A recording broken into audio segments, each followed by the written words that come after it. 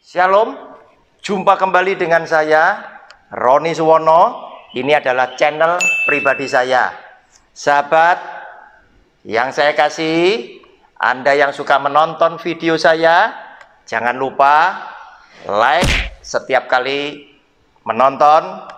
Bagikan juga kepada sahabat-sahabat yang Anda cintai, agar semua sahabat-sahabat kita mendapat berkat yang sama.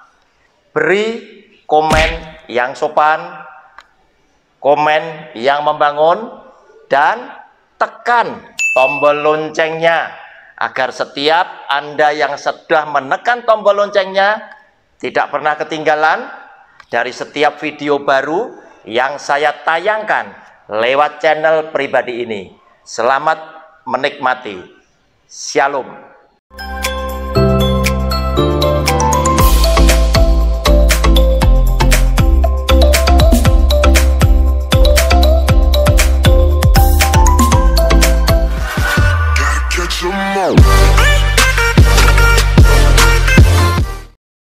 Shalom, jumpa dengan channel pribadi saya lewat program Sabar Selidiki Alkitab bersama Roni Suwono. Kembali hari ini kita akan meneruskan pelajaran berseri kita dengan judul Keselamatan Hak Istimewa Tuhan Yesus, bukan hak manusia. Judul kecil yang hari ini akan kita cermati sebagai penutup seri video saya, ini yang ke-18, yaitu Akhir Hidup yang Tidak Baik dari Salomo. Seorang tokoh Alkitab yang mengagumkan, seorang tokoh Alkitab yang tidak minta harta, tetapi minta hikmat, sehingga terkenal dengan hikmat Salomo. Dan amsalnya, kumpulan nasihat-nasihatnya tetap menjadi berkat sampai sekarang, termasuk saudara dan saya menikmati berkat-berkatnya. Tetapi di akhir hidup Salomo di masa tuanya, dia tidak memberikan teladan hidup yang benar, sehingga apa yang dilakukan oleh Salomo telah mendukakan hati Tuhan, dan Tuhan berkata bahwa Salomo tidak melakukan kesetiaan seperti Daud bapaknya. Nah, saudara, tentunya menjadikan pemikiran buat saudara dan saya, Salomo diselamatkan atau tidak. Nah, saudara, untuk jawab itu, kembali saya memberikan pesan. Keselamatan adalah hak istimewa Tuhan Yesus. Manusia bukan yang berhak.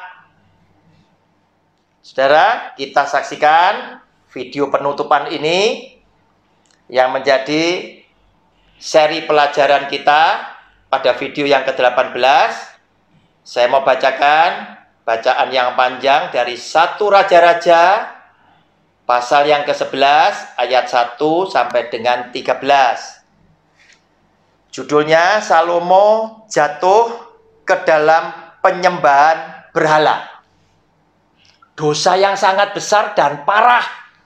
Kenapa di dalam 10 perintah Allah pun Tuhan ingin langsung berkata, jangan ada Allah lain di dalam hatimu. Jangan menyembah kepada dia. Ini adalah salah satunya perzinahan secara rohani yang menyakitkan hati Tuhan. Dan itu yang dilakukan oleh Salomo yang minta hikmat kepada Allahnya. Saudara, adapun Raja Salomo mencintai banyak perempuan asing. Di samping anak Firaun, ia mencintai perempuan-perempuan Moab, Amon, Edom, Sidom, dan Het. Padahal tentang bangsa-bangsa itu Tuhan telah berfirman kepada orang Israel, janganlah kamu bergaul dengan mereka, dan mereka pun jangan bergaul dengan kamu. Sebab sesungguhnya mereka akan mencondongkan hatimu kepada Allah-Allah mereka. Hati Salomo telah terpaut kepada mereka dengan cinta. Ia mempunyai 700 istri dari kaum bangsawan dan 300 gundik. Istri-istrinya itu menarik hatinya daripada Tuhan. Sebab pada waktu Salomo sudah tua, istri-istrinya itu mencondongkan hatinya kepada Allah-Allah lain, sehingga ia tidak dengan sepenuh hati berpaut kepada Tuhan Allahnya seperti Daud ayahnya. Saudara, saya berhenti sampai di sini dulu. Apa yang terjadi di hari tua Salomo, justru Salomo yang memiliki 700 istri dan 300 gundik, hatinya oleh karena cintanya kepada istri-istrinya ini tadi mengakibatkan Salomo telah melanggar perintah Tuhan. Di hari tuanya justru Salomo lebih mengikuti untuk menyenangkan hati para istrinya yang adalah kebanyakan dari bangsa asing sebagai penyembah Allah-Allah yang lain, Allah-Allah yang bukan Tuhan. Nah, saudara, itulah yang dilakukan oleh Salomo, sehingga Tuhan yang didukakan sampai dia berkata, sebab pada waktu Salomo sudah tua, istri-istrinya itu mencondongkan hatinya kepada Allah-Allah lain, sehingga ia tidak dengan sepenuh hati berpaut kepada Tuhan Allahnya seperti Daud ayahnya.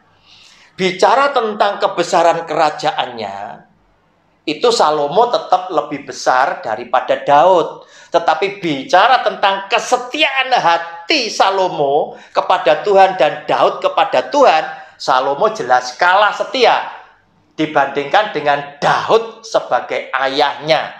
Daud adalah orang yang setia, sehingga Tuhan pun berkenan berkata kepada Daud, hatiku berkenan. Nah, saudara, kita lanjutkan ayat yang kelima. Demikianlah Salomo mengikuti Asitoret, dewi orang Sidon, dan mengikuti Melkom, dewa kejijikan, sembahan orang Amon. Dan Salomo melakukan apa yang jahat di mata Tuhan, dan ia tidak dengan sepenuh hati mengikuti Tuhan seperti Daud ayahnya. Pada waktu itu Salomo mendirikan bukit pengorbanan bagi Kamos, dewa kejijikan sembahan orang Moab, di gunung di sebelah timur Yerusalem, dan bagi Molok, dewa kejijikan sembahan Bani Amon.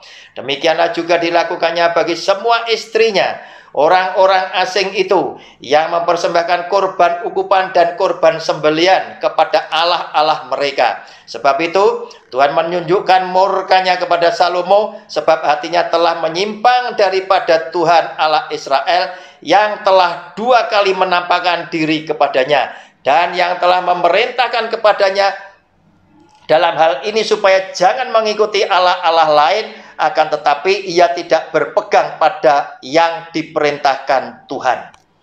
Saudara, berhenti lebih dulu sebelum ayat 11 sampai dengan 13. Apa yang dilakukan oleh Salomo? Jelas dia lebih mengikuti hati daripada istri-istrinya untuk menyenangkan hati istrinya. Dia mengikuti apapun yang diinginkan oleh istri-istrinya, yaitu mendirikan lembah, bukit-bukit pengorbanan dan lain sebagainya untuk menyembah kepada dewa-dewa kejijikan bangsa-bangsa asing itu tadi, sehingga Tuhan itu didukakan lewat perbuatan dan sikap Salomo itu tadi. Sehingga ayat ke-9, sebab itu Tuhan menunjukkan murkanya kepada Salomo, sebab hatinya telah menyimpang daripada Tuhan Allah Israel, yang telah 2 kali menampakkan diri kepadanya. Saudara, perbuatan dosa yang besar ini tadi mengakibatkan Tuhan itu murka kepada Salomo. Dan Alkitab tidak menceritakan apakah semasa Salomo masih hidup, kemudian Salomo berbalik dan bertobat. Tidak diceritakan. Oleh karena itu, ini menjadi teka-teki buat setiap saudara dan saya, termasuk para hamba Tuhan yang lain. Bagaimana dengan Salomo yang tidak menyelesaikan pertandingan sampai kepada garis akhir dan tidak memelihara imannya? Nah, saudara, jawabannya tetap seperti video-video saya yang lalu, bahwa keselamatan adalah hak istimewa Tuhan Yesus, bukan hak manusia. Saudara tidak perlu berspekulasi, karena apa? Tuhan akan menghakimi Salomo sesuai dengan keadilannya dan segala belas kasihan Tuhan kepada Salomo. Saudara, ayat 11 sampai 13. Lalu berfirmanlah Tuhan kepada Salomo, Oleh karena begitu kelakuanmu, ini murkanya Tuhan, yakni engkau tidak berpegang pada perjanjian dan segala ketetapanku yang telah kuperintahkan kepadamu, maka sesungguhnya aku akan mengoyakkan kerajaan itu daripadamu dan akan memberikannya kepada hambamu. Hanya pada waktu hidupmu ini aku belum mau melakukannya, oleh karena Daud ayahmu. Tuhan masih mengasihi Salomo oleh karena Daud ayahnya. Dari tangan anak-anakmu lah aku akan mengoyakkannya. Namun demikian kerajaan itu tidak seluruhnya akan kukoyakkan daripadanya. Satu suku akan kuberikan kepada anakmu oleh karena hambaku Daud dan oleh karena Yerusalem yang telah kupilih. Saudara, akibat Tuhan murka didukakan oleh Salomo dengan perbuatannya yang menyakiti hati Tuhan. Dengan Salomo menyembah kepada Allah-Allah bangsa asing itulah Tuhan berkata, kerajaanmu yang besar ini nanti akan kukoyakkan. Hanya saja oleh karena Daud ayahmu pada masa kamu masih hidup, aku belum mau mengoyakkannya. Tetapi pada masa anak-anakmu, maka kerajaanmu ini akan tak pecah, akan tak koyakkan. Dan satu suku itu akan kuberikan kepadamu. Dan kerajaan yang nanti diteruskan oleh anaknya Salomo, itu terdiri dari dua suku, yaitu kerajaan Yehuda, yang sukunya ada Yehuda dan suku Benyamin. Oleh karena itu, saudara, jaga hidupmu, jangan kau berbuat dosa, sehingga engkau akhirnya mendukakan hati Tuhanmu. Contoh yang jelas, tokoh Alkitab yang besar adalah Salomo. Tetapi apa yang dikatakan lewat firman Tuhan, bahwa Yesus Kristus Tuhan pun di dalam Matius pasal 12, ayat ke-42, itu masih menyebut nama Salomo. Itu berarti di hati Tuhan Yesus, Salomo berarti di hati dia. Walaupun ending dari kehidupan Salomo tidak berkenan di hati dia. Saudara, Matius 12 ayatnya yang ke-42 berkata demikian. Pada waktu penghakiman, ratu dari selatan itu akan bangkit bersama angkatan ini dan ia akan menghukumnya juga. Sebab ratu ini datang dari ujung bumi untuk mendengar hikmat Salomo. Dan sesungguhnya yang ada di sini lebih daripada Salomo. Saudara, hikmat Salomo masih disebutkan oleh Tuhan Yesus. Dan saudara dan saya masih menerima berkat-berkatnya dari amsal-amsal dari Salomo. Oleh karena itu, jangan pernah berspekulasi bagaimana nasib keselamatan Salomo. Pastilah Yesus yang adalah Tuhan punya hak istimewa untuk menyelamatkan kepada siapa dia berkenan. Shalom, kita akan berjumpa lewat judul pelajaran yang lain. Semoga lewat video-video saya ini, saudara dan saya diberkati oleh Tuhan. Haleluya, amin.